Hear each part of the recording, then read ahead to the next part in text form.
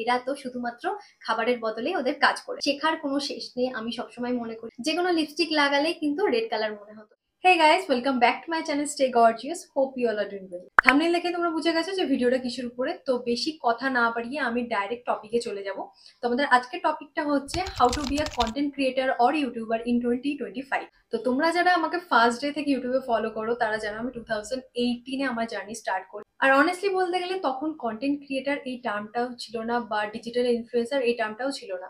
তখন যেটা ছিল মেইনলি সেটা হচ্ছে ইউটিউবার, আর আমার গোল এটাই ছিল ইউটিউবার হওয়া। তো কন্টেন্ট ক্রিয়েশন কি জিনিস বা মানে ওই সমস্ত ব্যাপারে আমি যাইনি, বা আমার স্টার্টিং ওইভাবে হয়নি। তো আমার ফার্স্ট জার্নি আমি ইউটিউবে শুরু করি। আর অ্যাজ আ ইউটিউবার মানে ইউটিউবার হওয়াটাই আমার প্যাশন ছিল, ইচ্ছা ছিল, গোল ছিল, আমি সেটাই হতে চেয়েছিলাম। তো ওই জন্য ইউটিউব দিয়ে আমি আমার জার্নি স্টার্ট করি। তো এখন 2025-এ দাঁড়িয়ে কিভাবে তোমরা ইউটিউবার আর কন্টেন্ট ক্রিয়েটার হতে পারো, তার জন্য আমি এতগুলো বছর ধরে যে যে টপিকগুলোকে কভার করেছি, ফেস করেছি, dos and don'ts and all, কি করা উচিত কি করা উচিত না, সেই সমস্ত জিনিস নিয়েই আমি আলোচনা করবো। আর পুরো টপিকটাই থাকবে, পুরো ডিসকাশনটাই থাকবে আমার নিজের এক্সপিরিয়েন্সের উপরে। তো ভিডিওটা তোমাদের জন্য হেল্পফুল অ্যান্ড অবশ্যই ইনফরমেটিভ হতে চলেছে। আর তার পাশাপাশি ভিডিওটা লংও হবে, তার জন্য মেক শিওর কফি, স্ন্যাক্স এগুলো তোমরা গ্র্যাব করে নাও অ্যান্ড দেন ভিডিওটা এনজয় করো। তো কন্টেন্ট ক্রিয়েটার হতে গেলে তোমাকে যে ফুল টাইম কন্টেন্ট ক্রিয়েটার হতে হবে এরকম কোনো মানে নেই। তুমি তোমার যা জব বা পড়াশোনা যা করছো সেগুলো করার পাশাপাশি তুমি কন্টেন্ট ক্রিয়েশনটা স্টার্ট করতে পারো একটু একটু করে। তো ফার্স্ট যেটা তোমাকে চুজ করতে হবে সেটা হচ্ছে তোমার নিশ, মানে কোন ক্যাটাগরিতে তুমি ভিডিও করতে চাও। তুমি বিউটিতে ইন্টারেস্টেড, তুমি ফুডে ইন্টারেস্টেড, তুমি cooking A interested, or fashion, lifestyle, travel, কোন জিনিসে ইন্টারেস্টেড, মানে কোনটাতে তোমার ট্যালেন্ট আছে, বা কোনটাতে তোমাকে মানে কি বলবো, নিজে থেকে তোমার ভেতর থেকে সেই কনসেপ্ট গুলো বেরিয়ে আসবে। কাউকে ফলো করতে লাগবে না, বা কারোর কিছু দেখে কপি করতে লাগবে না। সেই ক্যাটাগরিতে সেই নিচটা সবার আগে তোমাকে চুজ করতে হবে। এটা হলো ফার্স্ট পয়েন্ট। দেন হচ্ছে তুমি যে কন্টেন্ট গুলো ক্রিয়েট করবে তার জন্য তোমাকে সবার ফার্স্টে, তুমি যখন as a beginners content creation start করছো তখন তোমার কাছে যা আছে সেগুলো দিয়ে কন্টেন্ট ক্রিয়েশন শুরু করে দাও। মানে একদমই ভাববে না যে স্পেসিফিক কিছু জিনিসপত্র থাকলে বা এটা থাকলে ওটা থাকলে তবে আমি এগুলোকে গ্যাদার করে নিয়ে, বাই করে নিয়ে দেন কন্টেন্ট ক্রিয়েশন স্টার্ট করতে পারবো, এরকম কিন্তু একদম নয়। তোমার কাছে যা ইকুইপমেন্ট অ্যাভেলেবেল যা আছে, ইভেন তুমি যদি বাইরেও শুট করো, তোমার কাছে যা ফোন অ্যাভেলেবেল আছে তুমি সেটা দিয়ে শুট করো। হ্যাঁ, কোয়ালিটি অবশ্যই ম্যাটার করে, বিশেষ করে এখন দাঁড়িয়ে। আমি যখন স্টার্ট করেছিলাম তখন আহ, তখন আমার কাছে কোয়ালিটি ম্যাটার করতো, সেই জন্য আমি ফার্স্ট কয়েকটা দিন ফোনে শুট করে দেন তারপর থেকে ডিএসএলআর এ শিফট হয়ে গেছিলাম। বিকজ আমার কন্টেন্টের নিশই হচ্ছে বিউটি, যেখানে ক্ল্যারিটিটা খুব ম্যাটার করে। তো তোমাদের যদি পসিবল হয় যে সানলাইটে তোমরা শুট করতে পারবে, দেন তোমরা সানলাইটে শুট করতে পারো। তোমাদের কাছে অ্যাভেলেবেল যা ফোন থাকবে, যা গ্যাজেট থাকবে সেটা দিয়ে স্টার্ট করো। দেন নাম্বার 3 যেটা হচ্ছে try to B consistent. Consistent থাকাটা খুব জরুরি। তুমি যখন লাগাতার কনসিস্টেন্টলি ভিডিও পোস্ট করতে থাকবে, তখন তুমি যে প্ল্যাটফর্মে পোস্ট করো না কেন, ইউটিউবে করো, ইনস্টাগ্রামে করো, ফেসবুকে করো, সেই সোশ্যাল মিডিয়া প্ল্যাটফর্মটা বাধ্য যে তোমার ভিডিওগুলোকে পুশ করতে, মানে নতুন ফলোয়ার্স, নতুন মানে অডিয়েন্সের কাছে বেসিক্যালি পুশ করতে সে বাধ্য। তুমি যদি একটা কন্টেন্ট বানিয়ে দেন আবার কি বলবো 1 মাস পরে আবার একটা কন্টেন্ট বানালে, তাহলে কিন্তু একদমই কাজ হবে না। তো সেক্ষেত্রে তোমাকে সবসময় কনসিস্টেন্ট থাকতে হবে। কনসিস্টেন্ট মানে কিন্তু এই না যে তোমাকে রোজ ভিডিও দিতে হবে। তুমি চুজ করে নাও যে তুমি সপ্তাহে কোন কোন দিনগুলো ফ্রি থাকছো।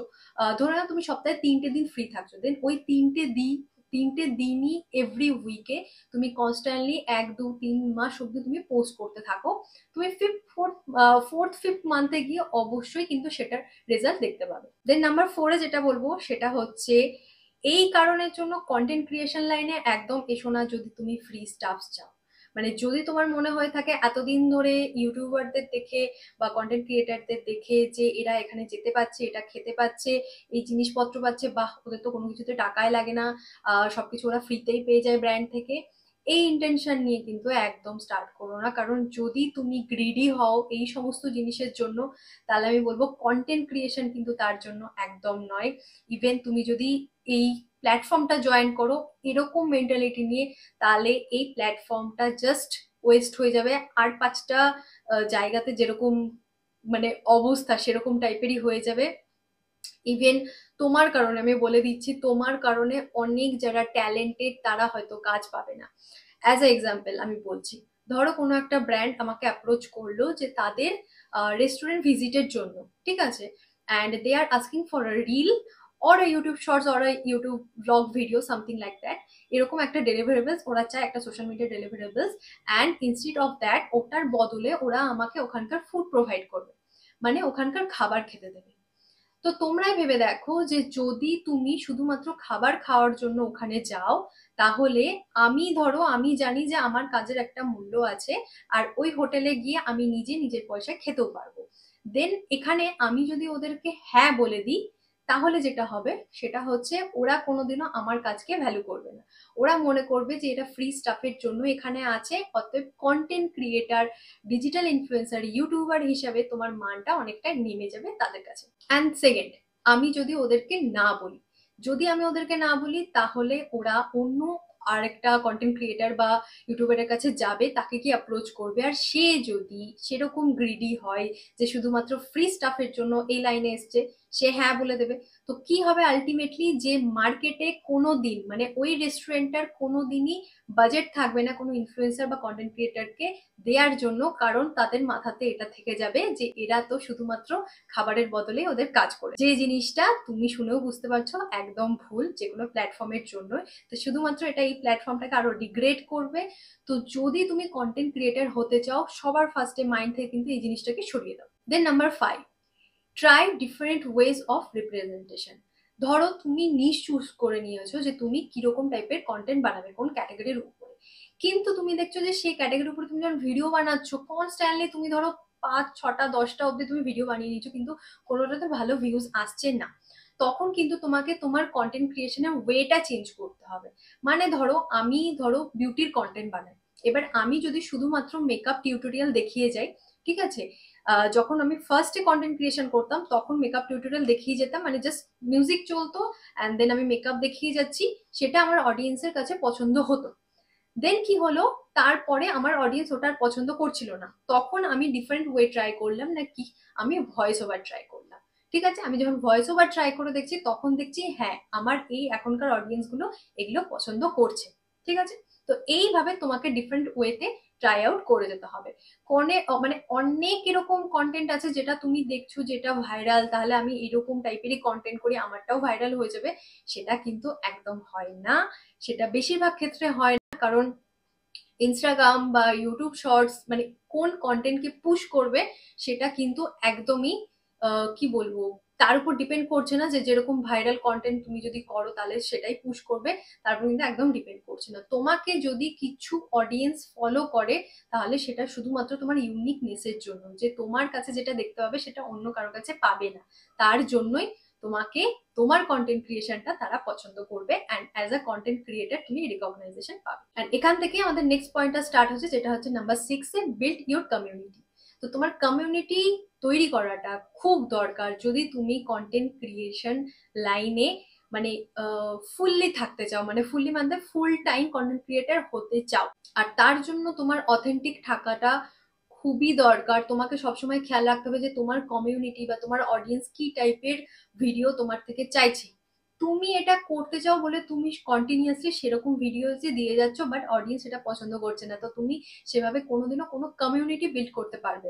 আর ব্র্যান্ডস আমাদেরকে যে পে করে আমাদের কাজের জন্য তো বটে, কাজের জন্য শুধুমাত্র যদি হয় তাহলে ইউজিসি কন্টেন্ট আছে তার জন্য। মানে ইউজিসি কন্টেন্ট হচ্ছে যে কন্টেন্টটা তোমাকে পোস্ট করতে হবে না, কোনো ব্র্যান্ড তোমাকে জিনিস পাঠাবে, তার বদলে তোমাকে একটা কন্টেন্ট বানিয়ে দিতে হবে, রিলস অ্যান্ড অল যা ওরা চাইবে সেরকম বানিয়ে দিতে হবে, অ্যান্ড যেটা তোমার কমার্শিয়াল তুমি সেটা চার্জ করবে, তোমাকে এটা পোস্ট করতে হবে না। তো সেক্ষেত্রে তোমার কন্টেন্ট খুব ভালো হলে ইউজিসি কন্টেন্ট ক্রিয়েশন লাইনটা তোমার জন্য বেস্ট। আর যদি তুমি কমিউনিটি বিল্ড করতে পারো, মানে অডিয়েন্সকে ইনফ্লুয়েন্স করতে পারো কোনো কিছু পারচেস করার জন্য, তার জন্য তোমাকে কমিউনিটি বিল্ড করতে হবে। তো তুমি যদি সেই ওয়েতে গ্রো করতে চাও, তাহলে অবশ্যই তোমার কাছে কিন্তু ম্যান্ডেটরি কমিউনিটি গ্রো করাটা। যেটাতে মেন কথা হচ্ছে যে তোমাকে অথেন্টিক হতে হবে, অনেস্ট হতে হবে।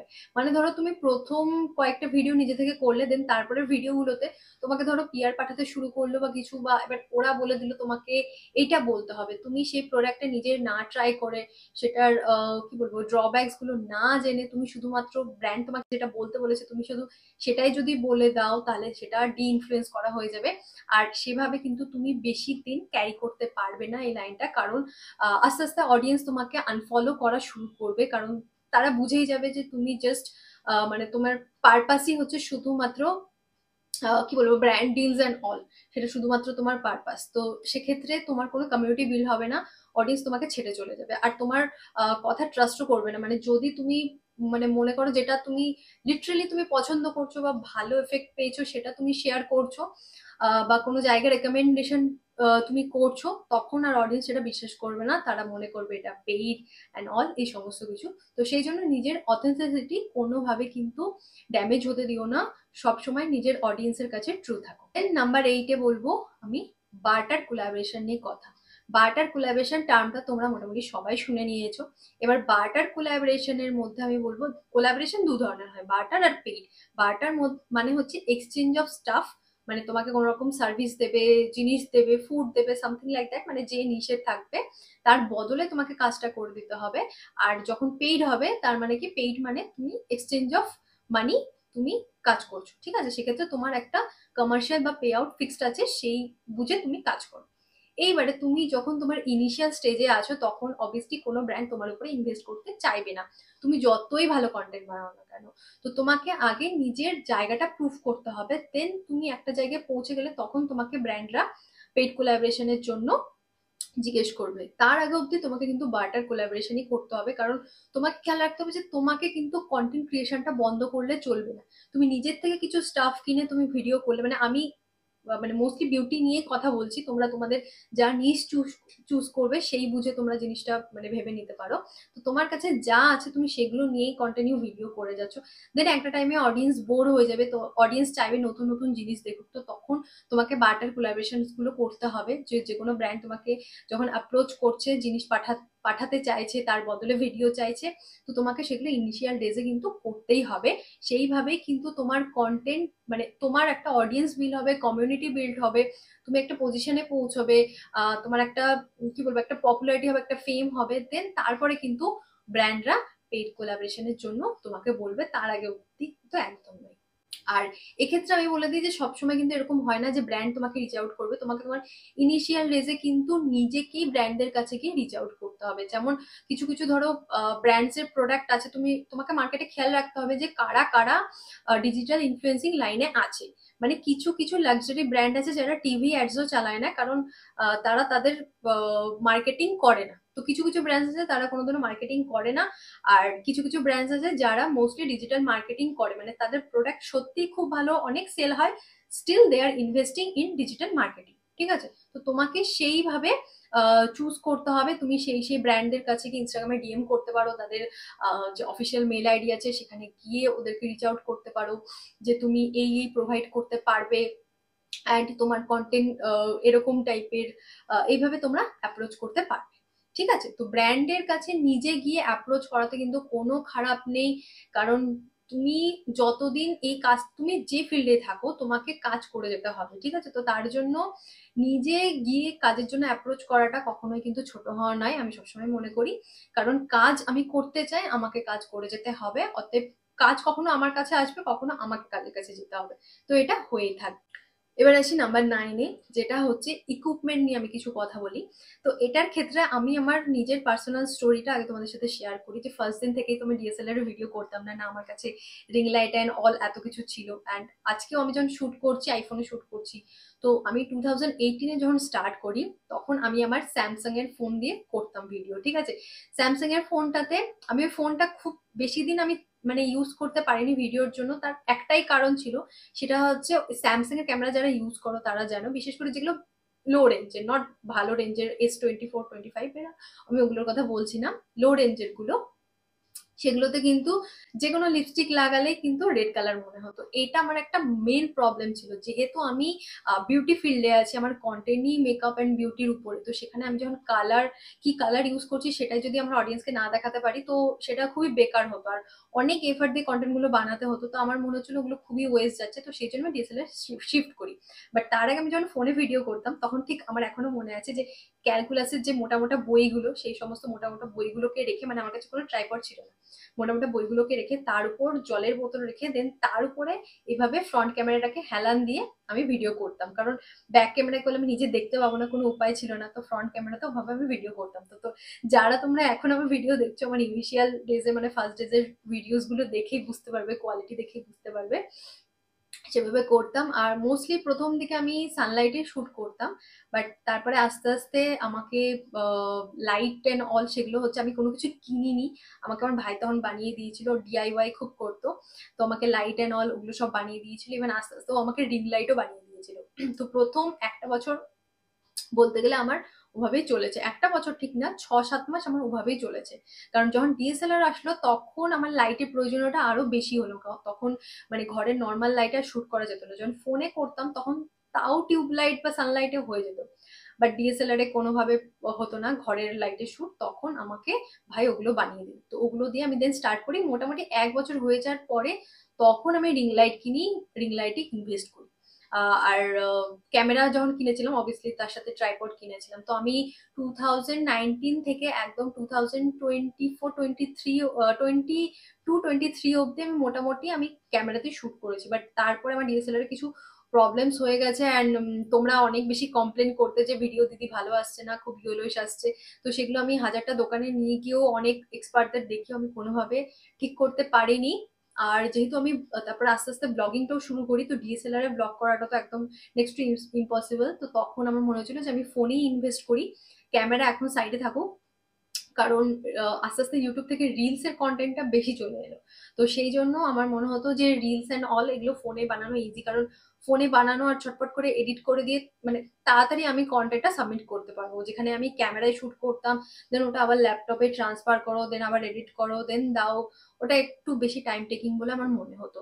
তো কিছু কিছু ব্র্যান্ডেড কন্টেন্ট মানে যদি ব্র্যান্ড বলতো ডিএসএলআর এর চাই সেটা আলাদা কথা, বাকি আমার নিজস্ব কন্টেন্টের জন্য আমি তখন থেকে মানে 2022-তে আমি iPhone 13 কিনি, আমি তখন থেকে এখনো অব্দি iPhone 13ই আমি ভিডিও করে যাচ্ছি। ঠিক আছে, তো তোমাদের যদি মানে খুব বেশি হাই গ্যাজেটের দরকার একদম নয়, তোমরা এখন মার্কেটে iPhone 13 মানে আরো অনেক কম প্রাইসে পেয়ে যাবে, তো তোমরা সেটা দিয়ে স্টার্ট করতে পারো। ইভেন তোমাদের কাছে যদি ভালো ক্যামেরার ফোন থাকে সেটা দিয়েও স্টার্ট করতে পারো, তো প্রথমেই ইনভেস্ট করার দরকার নেই।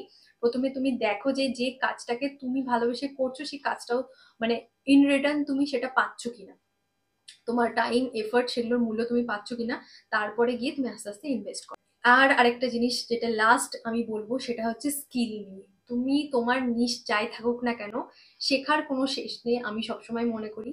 তো এখনো আমি আমার ফেলো ক্রিয়েটাররা যারা থাকে বা আমার থেকে যারা মানে আগে জয়েন করেছে, যারা এখন বড় ক্রিয়েটার হয়ে গেছে, তাদের থেকে শেখা তো সেটা আছে, বাট আমার ফেলো ক্রিয়েটার বা যারা ইনিশিয়াল স্টেজে আছে তাদের থেকে সব সময় চেষ্টা করবে সবার থেকে সব রকম স্কিল শেখার, সমস্ত কিছু জানার, কারণ সেটাই কিন্তু তোমাকে কি বলবো একটা শেপ দেবে, সেটাই তোমার আহ, তোমাকে তোমার তোমার জায়গাতে ভালো হওয়ার মানে তোমার বেস্টটা দেওয়ার সুযোগ করে দেবে। তো যারা যারা এখনো অব্দি ঠিক করে ফেলেছো যে কন্টেন্ট ক্রিয়েটার হবে, কন্টেন্ট ক্রিয়েশন লাইনে আসবে, অবভিয়াসলি কমেন্টসে তোমরা আমাকে জানাতে পারো, যদি কোনো রকম হেল্প দরকার হয় I am always open to you, তো আমি সবসময় তোমাদেরকে হেল্প করার জন্য আছি। বাট হ্যাঁ, একটা কথা মনে রাখবে যেটা গ্যারি মিনাতিও বলেছিল, সেটা হচ্ছে যে হেল্প দিয়ে কিন্তু তোমার কেরিয়ার চলবে না। তো তাই জন্য তুমি একদমই চেষ্টা করবে না যে সব সময় কোনো একটা বড় ক্রিয়েটারকে রিচ আউট করে এটা বলার যে আমাকে একটা শাউট আউট দিয়ে দাও, কারণ তোমাকে যদি সে শাউট আউট দেয় তাহলে হয়তো আজকে কয়েকটা লোক তোমাকে দেখলো, ঠিক আছে, তোমার প্রোফাইলটা ভিজিট করলো, তোমাকে তো ফলো করে দিল, 10-12 জন ফলো করে দিল, বাট ওই ফলোয়ার্স গুলোকে তোমার ফলোয়ার্স হিসেবে মেনটেন রাখাটা কিন্তু তোমার হাতে, তোমার কন্টেন্ট ক্রিয়েশন বা তোমার কাজের জন্য কিন্তু তারা তোমার ফলোয়ার্স থাকবে, তোমাকে আনফলো করতে তাদের 1 সেকেন্ডও লাগবে না। তো সেই জন্য মেন হচ্ছে নিজের কাজটাকে ভালো করা। তো আই হোপ তোমাদের এই ভিডিওটা ইনফরমেটিভ লেগেছে। যদি ভালো লাগে ভিডিওটাকে অবশ্যই লাইক কমেন্ট করে দিও, আর আরো এরকম টাইপের যদি তোমরা ভিডিওস দেখতে চাও আমাকে সেটাও কমেন্ট বক্সে জানিও। So see you in my next video, till then tata, take care and